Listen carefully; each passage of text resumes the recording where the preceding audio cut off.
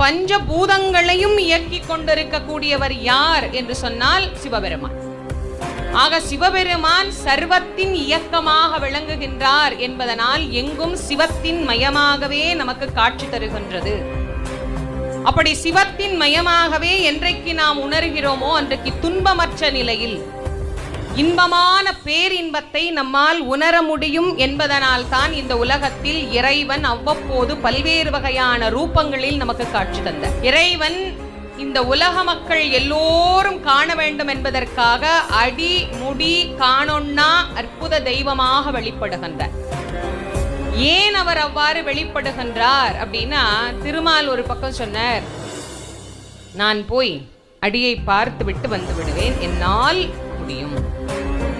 பிரம்மா சொல்றார், நான் முடியை பார்ப்பேன், என்னால் முடியும். என்னால் முடியும், என்னால் முடியும்